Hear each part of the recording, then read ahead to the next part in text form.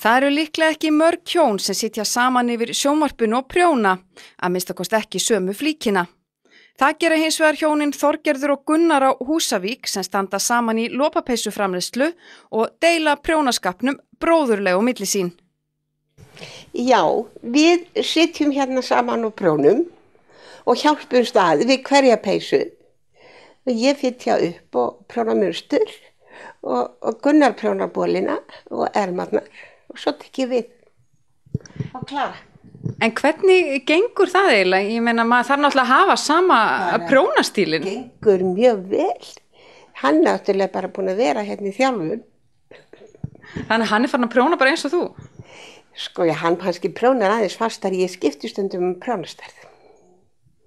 Þannig að það gengur alveg upp.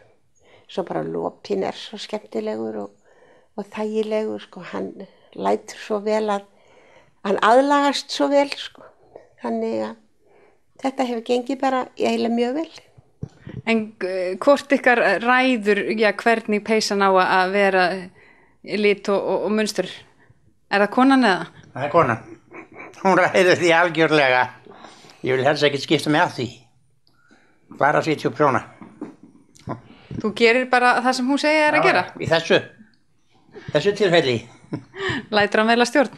Já. Hann lætur mjög vel að stjórn.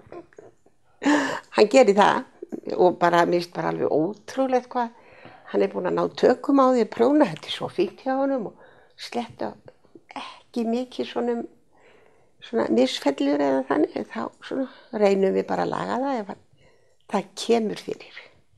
Þá náttúrulega, það kemur bara fyrir hjá öllum, ekki bara hjá honum. Það kemur alltaf fyrir að vera eitthvað sem að maður missi niður likju eða gerir vitleysu og þá bara lögum við það. Bara tekið upp og lagað það. Gunnar og Þorgerður hafa haft þennan háttinn á við prjónaskapinn undanfarin 7 ár eða allt frá því að Gunnar hætti að vinna, en þá kunni hann rétt að taka likju. Þorgerður er hins vegar þölvun prjónakona og hefur prjónað og selt lopapeysur í meir en 40 ár. Fyrsta peysan sem hún seldi fór til verslunar Sigurðar Guðmundssonar á Akureyri, en í dag selja þau hjónin framleiðslu sína að mestu leyti á Goðafossmarkaðnum og eins er oft bankað upp á hjá þeim og falast eftir peysum. Já, eða tölum, því Þorgerður býr einnig til tölur úr alls konar við sem hún sankar að sér. Við erum að prjóna fyrir fólk, sko, fólk kemur hérna og velur sér munstur og liti og ég hef tekið malaði og hérna prjóna bara eftir því og það er, sko, sumir vilja hafa síðapeysu, sumir vilja hafa stuttapeysu, svo erum við ekki öll eins í lagi. Það er bara þannig. Það er ekki hægt annað en að dásta þessu samvinnuverkefni þeirra hjóna. Þau segja aldrei hafi slest upp á vinskapinn hvað prjónaskapinn varðar, en þau hafa verið gift í meir en 50 ár, enda er Þorgerður óumdeildur verkstjóri þegar kemur að prjónunum. Sko, ég er náttúrulega búin að prjóna í yfir 40 ár. Ég er náttúrulega sjálfsögðu hef meiri þjálfun og svona bara náttúrulega hann prjónar ekki munstur, ég prjóna munstrið og hann er ekkert, en hann er svona náttúrulega nú er þessu býsna segur með málbandið en hann við mælum nú ekki alveg eins. Ég tegi meiri úr því. En hvers konar peysur finnst þér skemmtilegast að prjóna? Hverju ert þú sjálf hrifnust af?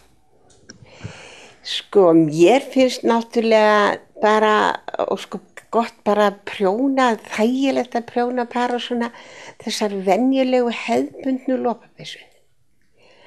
Sem er sem sagt bara að prjóna svona slett og ermar og eitthvað bara þægilegt munstur.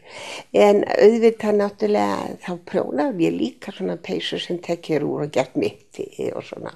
Þá var maður alltaf með málbandið á lofti og hérna, þú veist, það er miklu meiri vandi og svona. En á 40 árum, hefur lopapeysan eitthvað breyst? Já, lopapeysan hefur náttúrulega breyst.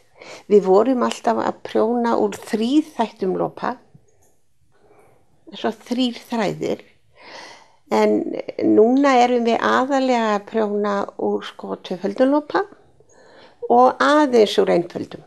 En það ég hef nú ekki gert neitt, jú, ég hef prjónað svona krakkapeysur og svoleiðis úr 1-földum lopa. þannig og svona eina á eina fullorðins. En svo auðvitað eru alltaf að breytast bæði lagið á þeim, þær eru þarna svona meiri tískuvara sko, þú veist svona þröngar og síðar eða jafnvel þröngar og stuttar og allavega, þannig að það er þróun í þessu bara eins og öðru sko.